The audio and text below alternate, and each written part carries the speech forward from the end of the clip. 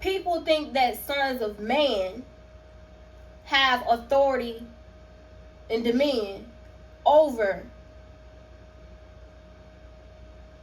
the angels, but truly the angels have dominion and territory over you, which is why you hear a lot of priests, you hear a lot of leaders within a congregation. They talk about, y'all see how Ra is shining so bright. That's when I be knowing I be getting confirmation, y'all, because the sun, like, Ra is shining so bright right now to the point where it's like I'm blinded right now. I'm so blinded right now. All right, Ra, I heard you. Confirmation. Thank you. I love you. So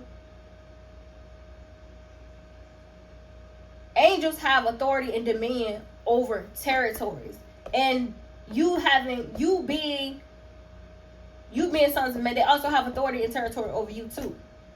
Which is why it was very important for Yeshua which is why it was very important for Archangel Michael to come back as Yeshua in order to be able to die on the cross, in order for man to be resurrected, to die and to be reborn, and to have the ability to separate themselves from the law that existed before into the new law, the new divine law that was being put in place by Elohim to set the people free from having to be bonded to that of which has territory over certain areas of land in geographical locations,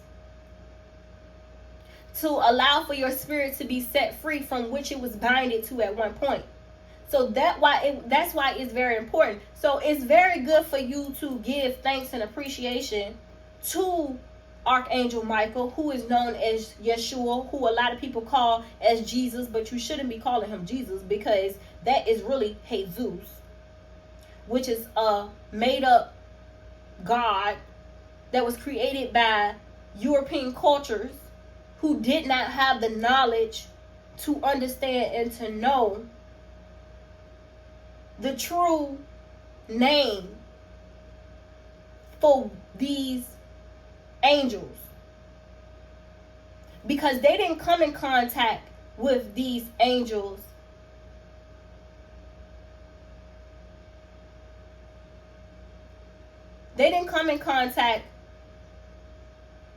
let me put it this way.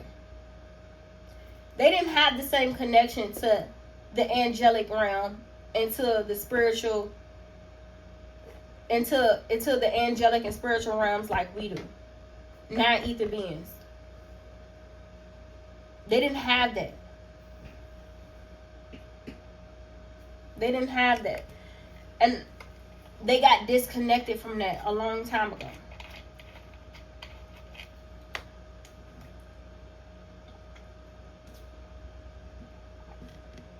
Their generations, their ancestors got disconnected from that a long, long time ago, when they decided to go against Elohim and to mate and to do certain things that went against defying the laws, commandments, and principalities of the Most High. Which is why they had to migrate into caves and things like that. And they call them cavemen and mountaineers and things like that, because they had to go into hiding, because they start experiencing what one would call albinism, loss of melanin in the skin. Their skin could not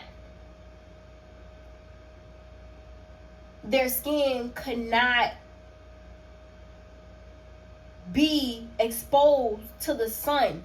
And if you ever study the embodiment of what the sun means, it's a symbolism of truth, of infinite truth. Because this infinite truth that exists, that they defied Elohim and they went against Elohim's laws and commandments back in the time of Babel, when they was trying to build the towers to the heavens, there was a reason for all of this, y'all. But they leave a lot of this stuff out in the books. You have to start reading other. You have to start reading other resources, and also using the resource of the Akashic records, which you have access to, most of which have access to if you do your due diligence and making sure that you're in alignment with your calling, making sure that you're in alignment with the word of Elohim. This information is accessible to you. There are certain things you have to go through in order to get access to this information. When they decided to go against the laws, commandments, and principalities of Elohim, and Elohim basically changed up the language in the land so people wouldn't be able to communicate with each other, and people began to experience what one would call cultural differences because they weren't able to properly communicate with one another, and they didn't have a need or could not exist amongst one another because of the cultural differences that were beginning to create. Language is a cultural difference. It's a big barrier. That is a barrier. When these barriers began to exist, a language barrier is one of the worst barriers to have between man. Because if I can't understand you, I can't connect with you. I can't relate to you. I can't figure out what you need. I can't create anything with you when I don't understand you. And if there is a barrier that exists between, if there is a language barrier that exists between you and I, and it's been put in place by Elohim, it's not like today's time where everything has to come back together in order for there to be unity again. What we're seeing now is universal unity, the universal oneness that's starting to come back into play with the cosmic nature of life itself. Everything is starting to come back into its oneness form as it was before. Which is why you see a lot of chaos, a lot of towers, because it has to be so in order for everything to come back together as one. But when this thing existed and happened, and one day at a time when they were going against the laws and commandments and principalities of Elohim, all of these people began to experience what one would call albinism. And I will explain how I know this to be true and why these people and ancestral lineages that defied the laws and the commandments of Elohim are of Asiatic, Caucasians, European descent, is because of the color of their skin cannot be exposed to Ra, the sun, for long periods of time. These are the nations that decided to defy the laws and commandments of Elohim, and they were trying to, and they were linking up with these fallen angels, having babies, participating in these crazy crazy rituals, spiritual rituals, which one would call occultism, divination, and things of this sort, in order to be able to receive more power. In order to be able to receive more power. And creating these different type of creatures and beings and stuff by sleeping with these angels. And they forever binded themselves to these beings. But let me tell you something. It didn't stop there, right? Because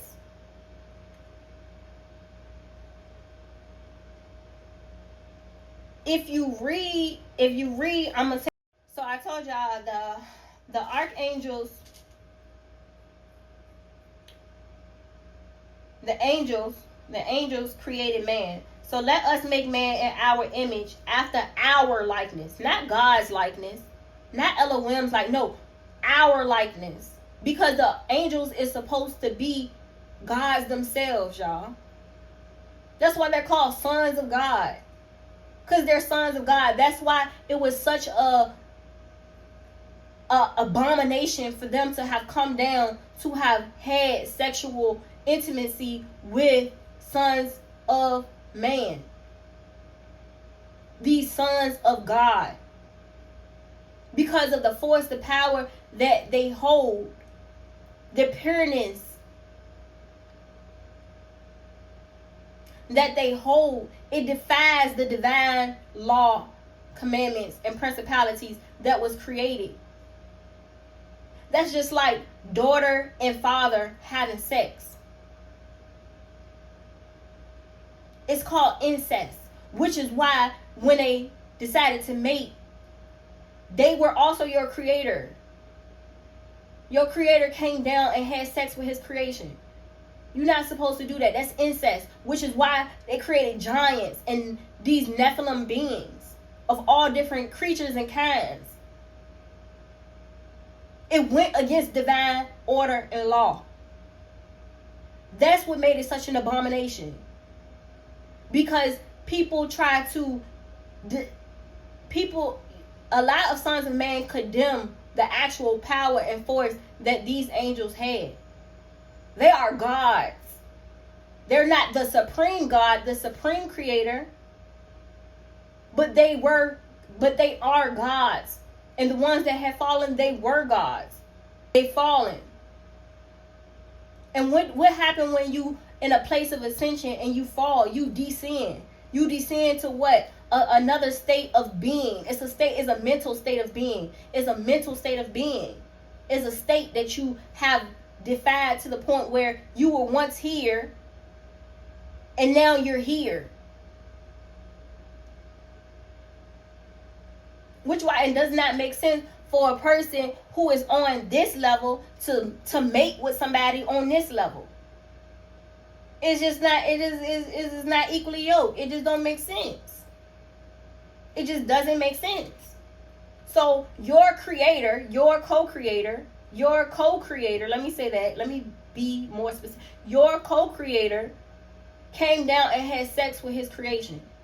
That's an abomination. That's just like father and daughter. That's nasty. That's incest. This is why the supreme creator, this is why Elohim was like, what is going on here? What is going on here? Which is why you still today have a lot of different cultures that still pay homage and give worship and praise to the gods, which is the fallen angels, because that is all they know. They never had an encounter. They didn't have an encounter with Elohim like us non-ether beings have encounters with Elohim. They don't know Elohim like we know Elohim. And I'm gonna talk to y'all about this because I did this study on, it's this book of Father Abram that came out that I had the privilege to partake in. And it was so good, y'all. And it talks about when that transition happened. And how Father Abraham was going on about his father Terah and his dealings with giving praise and worship to the fallen angels, to these gods, to these man-made statues that they had created because of what his father believed and what his father before him believed. And Abram thought that his father was so foolish. He would trip and make fun of his father because he like, you are so foolish. Why are you sitting right here giving praise and worship to a statue that can't talk, that can't walk, that can't move? He was the only one out of the lineage of his people that had the common sense to understand that this didn't make sense.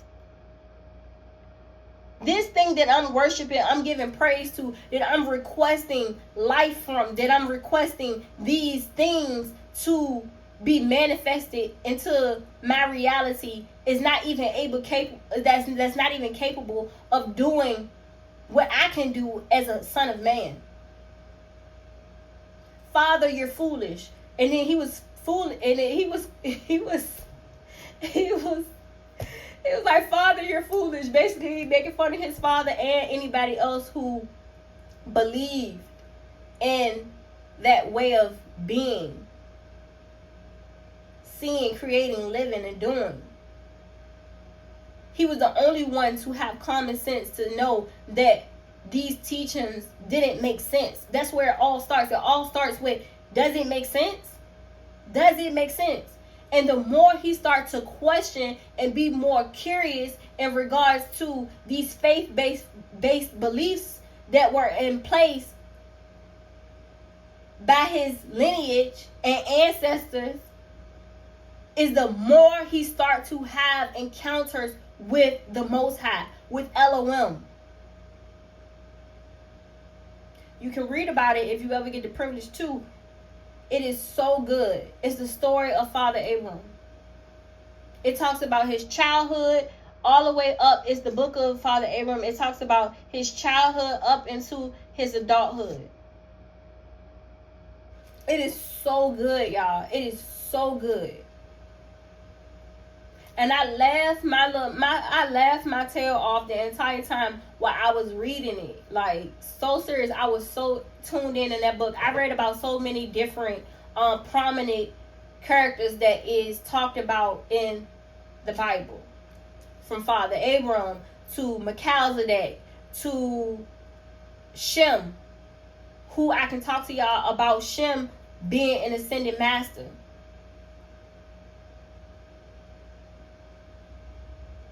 I can talk to y'all about so many different stories that I read about.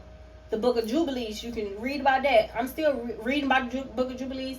It's not as entertaining, but I'm trying to like double down on it. The Book of Enoch, the Book of Noah.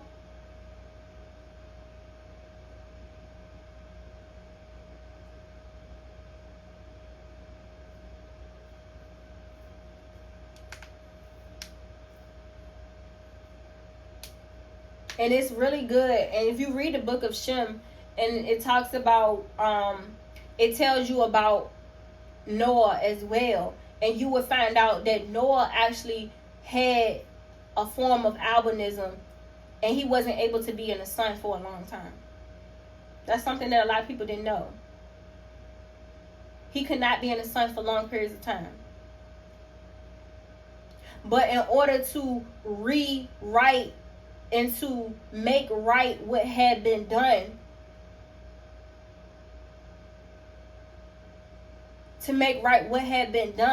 over time, he had to build the ark.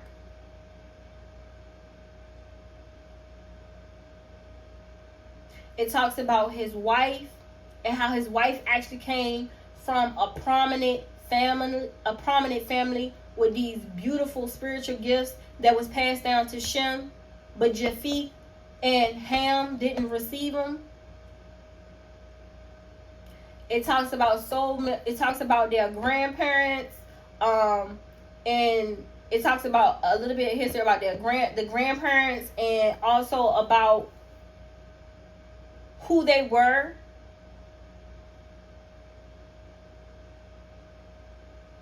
It talks about the times that they were living in. It's beautiful, y'all. It is so beautiful. So beautiful. It's a really good story. It talks about Mother Gaia. It talks about nature. It talks about Mother Gaia. It talks about their experiences with fate. It talks about Shem coming into who he was, him being the chosen, and how he had to come into his spiritual gifts, the things he had to go through, the things he had to experience, the tests that he was put through in order to become who he was supposed to be. It talks about his rise and his transition into becoming an ascended master. It talks about so many different things. Book of Enoch, always good to read. I always find the Book of Enoch very, very interesting. I'm still learning so much about the Book of Enoch. I'm doing research on that because there's so many different aspects of, well, more so different perceptions of who Enoch was and also who he became. So I'm reading a lot more about that, a lot more about the ascended masters, because there's a lot of them in biblical terms. There's a lot of ascended masters and talking about their stories, which is why it's good to read their books instead of just reading this general information just in the American Bible, because when it talks about the true history of their stories and reading the Ethiopian Bible, you will find out so much information that you did not know, and you will begin to understand why things were the way that they were. So when I talk about Father Abraham and I talk about the information in regards to who he was to his lineage, to the ancestors, and what he did, you will begin to understand. I never understood when it got to the chapter and it talks about how when Father Abraham was making that transition to leave his people in the land of Ur, with who were the Chaldeans, as a reason as to why it was so important for no one to go with him, basically, for no one to follow him, follow his path, for nobody to be able to go along with him. Why that was so impactful and important, because when you read the part in Genesis when it talks about Father Abraham and it gives you the breakdown of the lineage of how he became, right? It talks about his descendants, right? The lineage, right? And why knowing the lineage of the people from Shem, Ham, and Japheth is very important. And the reason why it's important, because if you do your research, you will begin to break things down into these three groups: Japheth, Shem, and Ham. And why these three prominent is important, because it would break down to you how we are where we are today and what group of people belongs to what group of people. That's why you have a lot of people talking about, that's why you don't like to have people have a lot of interracial marriages, a lot of integration in marriages and things like that. They say it has to do with like racial things and things like that, but that's more so 3D. It has a lot to do with being able to follow the ancient timeline back to its rightful place, where you're not intermingling and mixing up different ancestral lineages of people.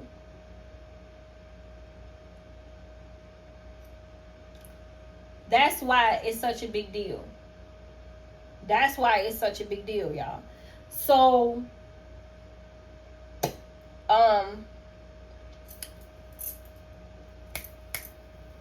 what was I saying? So,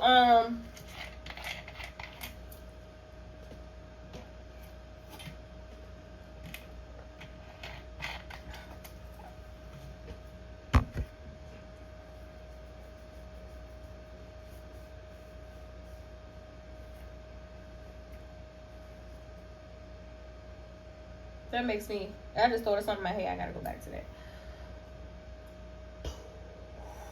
So,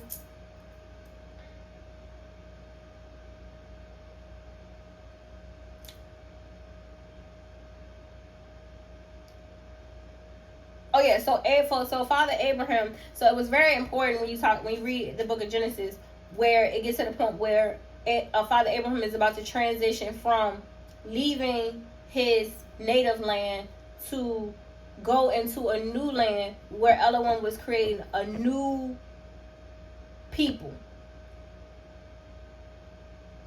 And that's because even after the flood, right? Even after the flood, and Elohim had grace to allow for Noah,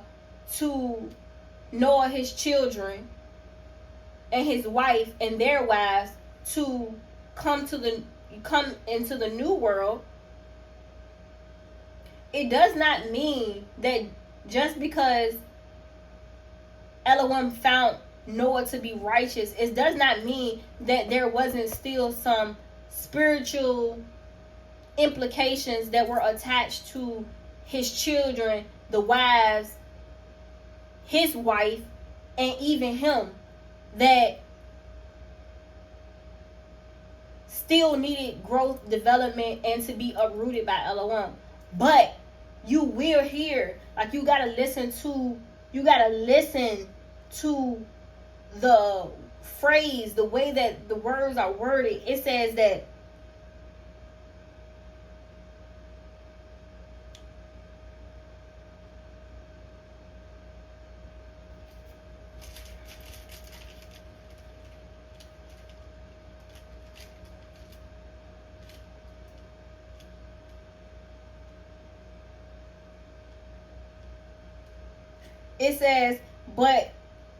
but Noah found favor in the eyes of the Lord. Noah found what? Noah found favor in the eyes of the Lord. It does not mean that Noah was unblemished. He was not a sinful person. Like, he didn't commit any sins. Let me say it that way. It doesn't mean that he didn't commit any sins, because we all commit sins, right? Ever since Eve ate from the tree.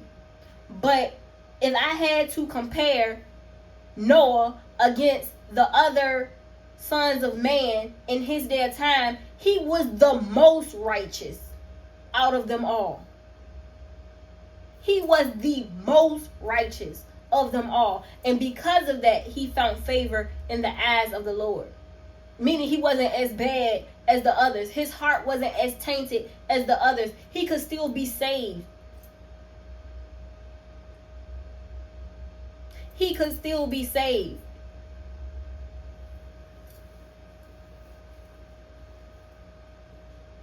And because he had favor, and they did need to procreate to create new life, Elohim wasn't just going to bring Noah and his wife over. Because I forgot how old Noah was, but he was up there in age at this time. So it was easier to just allow for his kids to come too, and their wives, in order to be able to procreate. Let me see how. So it's worded like that, and this is the New International Version that's worded like that.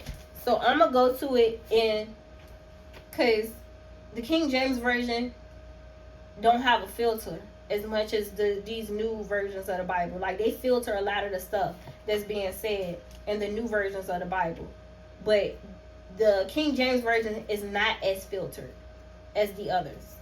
So I'm gonna go to Genesis chapter 6. I'm going to read it for y'all, what it say here. Here it go. Chapter 6, verse 8. But Noah found grace in the eyes of the Lord.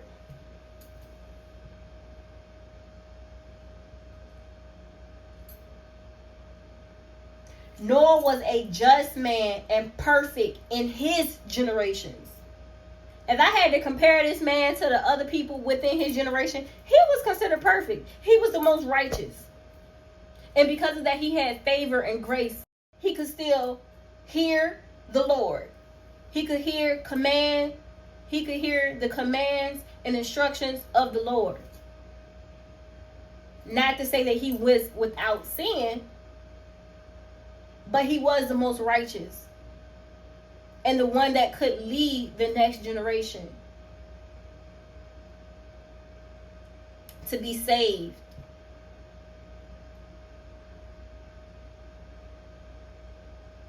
He wore a heart of repentance because of his love for Elohim.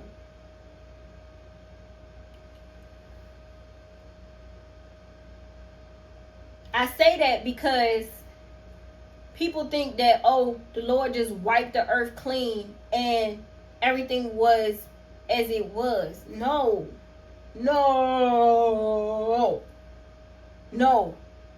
This spirit still existed within these people. Noah was cursed with albinism. And I know a lot of people may get offended by what I'm saying when I say albinism, but it is a skin defect. Long periods of exposure to the sun affects those with albinism. They have made new drugs, new treatments to combat that defect. So one may be able to experience exposure to the sun for longer periods of time. But the truth still exists that a lack of melanin has to do with sin. The lighter the skin, the more degree of sin. How much sin is in that lineage has to do with a lot of spiritual deficiencies.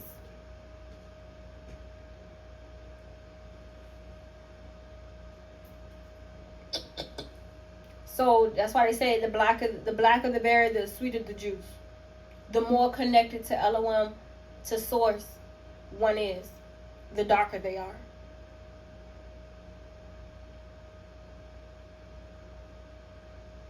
It's true. It's very much true. The more exposure to the sun one can be, the more exposure to truth one has the ability to experience. If you ever go on a fast and you don't eat nothing, you just drink water, you have to find a source of energy from somewhere, and you have to get that source of energy from Ra, from the sun.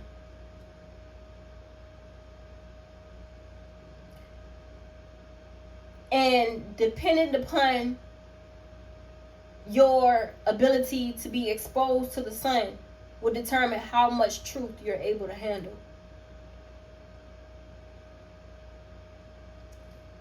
Which is why if you ever do what modern day age calls sun gazing, where you sit in the sun and you gaze up at the sun for a period of time, you begin to have premonitions, spiritual premonitions of psychic abilities. Your spiritual intuition, it begins to be increased, and your ability to communicate effectively, your ability to be able to complete tasks efficiently and proficiently at a rate in which most aren't able to, has to do with your exposure to Ra, your exposure to the sun. It's so much of infinite nature, source, energy that is connected to Ra.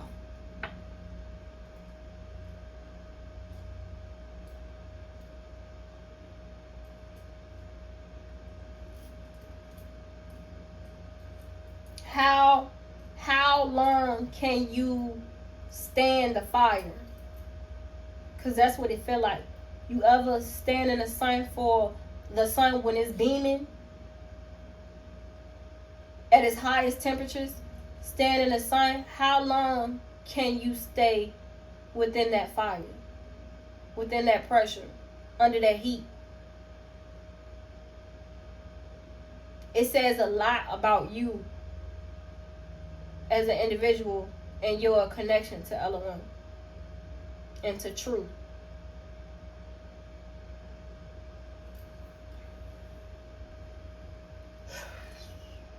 So And when it goes into the story about Father Abram and his transition to Elohim creating a new people, right? A new people. And it talks about how it gives you a little bit of background in the American Bible about where Noah come from, and it talks about his people. It gives you more of an perception or an ideal into the times that Father Abram was living in, right?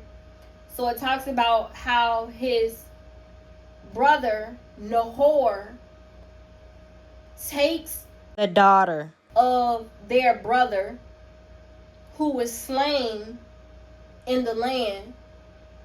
And I always thought that was very significant, y'all. In my heart, on some intuitive note, that the brother Nahor killed his brother in order to be able to marry his brother's daughter, because he ends up marrying a niece.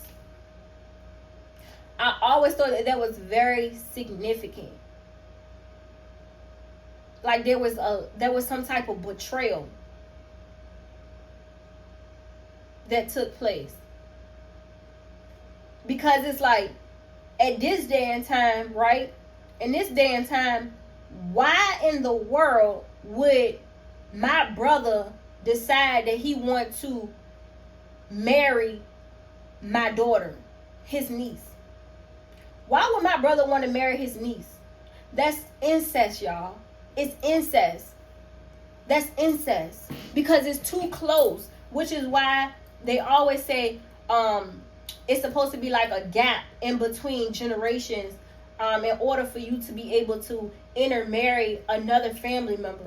Because of the bloodline. Because of how, like, the DNA structure is not supposed to be that compact. It's not supposed to be, which is why they call it incest, because all of these different deficiencies and things of the body, of the mind, of the spirit is formed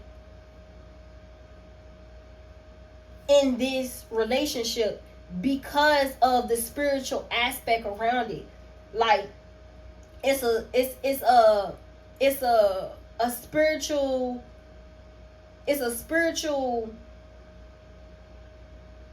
spiritual wickedness, right? In its form. It don't have a lot to do with we say the physical thing. It's the spiritual behind it. Like I tell y'all, everything is spiritual. So say you got, say for instance, you got me, right? And then my mom had me. My mom has a brother who is my uncle, right? And my uncle got the eyes for me as his niece. He's physically looking at me in a way where he wants to have a intimate relationship with me, to the point where he wants to make me his, and he's lusting after me, right? That is spiritual wickedness to the degree, because spiritually you have been positioned in a place of authority where you have access to me to the degree where you're supposed to be spiritually developing me to be moral and have integrity in my way of life. How I move, what I do, how I create, how I behave. And if you are a man of God who lead and live by the commandments, laws, and decrees of Elohim, there is no way, if you are in alignment with the way of the Father, for you to even have such spiritual wicked thoughts to the degree when you're supposed to be spiritually developing me. Instead, you are spiritually lusting after me. You want to have this authority and domination over me to the degree that you want me to be yours, to the point that you want to marry me, when there's millions of other women in this world that you could be with.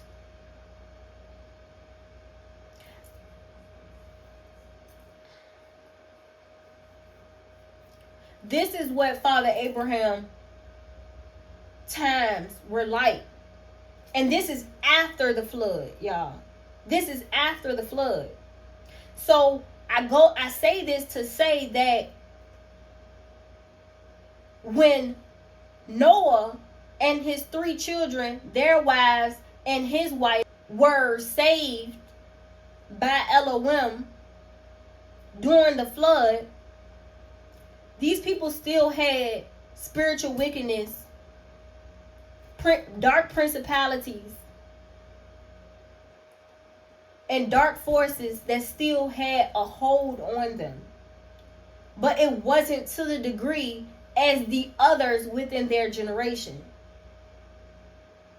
If Elohim could save one, which is why it's so prominent that Father Abraham brings it up to Elohim when the archangel came to notify, when the archangel came to inform, when the archangel came to inform, I think it was Archangel Gabriel came to inform Father Abraham that his nephew Lot and his children and wife, well, his family basically, his children, wife, and their husbands was about to be devoured in Sodom and Gomorrah, in the land of Sodom and Gomorrah, because of what they had attached themselves to.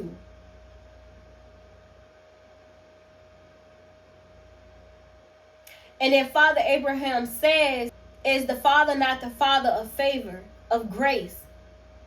And if there is just one in the land that can be saved, he specifically said, and to be saved. Meaning the heart is not tainted to the point it cannot come back in connection with the Father, in alignment with the will and the divine nature of how man was created. Save my nephew and his family. The archangel acknowledges this and accepts this and accepts this as he receives confirmation from the Father that yes, if there's just one soul that can be saved, one soul that can be saved, not one body, not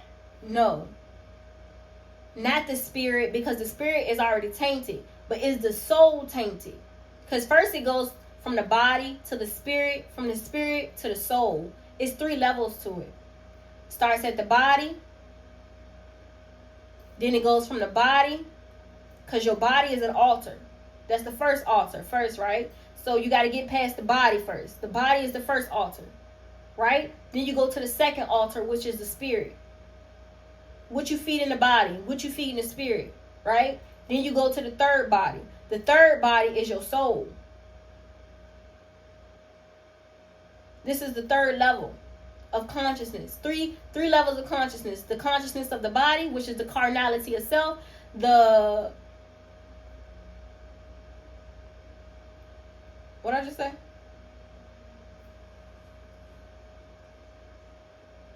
See, when I be on point, it always leaves my head. It is 3 levels of consciousness. 3 levels of consciousness. The consciousness of the body, which is, what do you feed in the body? The carnality itself. The second is the spiritual conscious. What do you feed in the spirit? The third is the soul conscious. What have you fed the soul?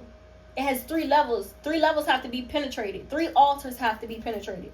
The body, the spirit, and then the soul. Once it's in the soul and it has hold of the soul, whatever it is that you've been feeding it, once it goes dark completely, there's no coming back from that. You made your choice. It's imprinted on your soul. Once it's imprinted on your soul, you're no longer saved. you're no longer saved.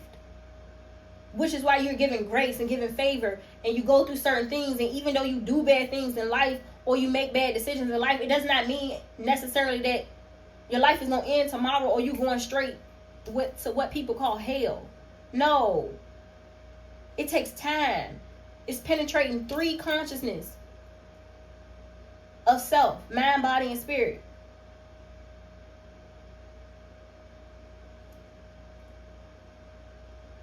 Or more so like body, spirit, soul. But the mind is very powerful though. Very, very much powerful.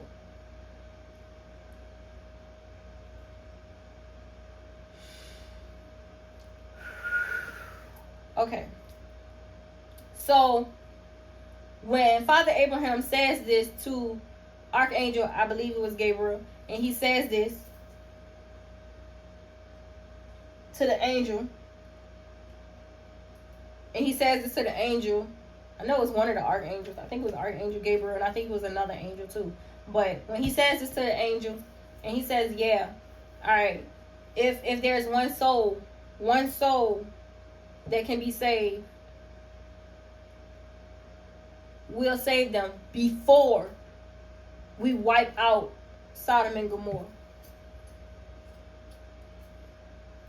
Because at this point, it's a whole bunch of demonic possessed spirits that has taken over these souls to the degree that we have to wipe them out. It's like an infection that spreads if not contained or dealt with. So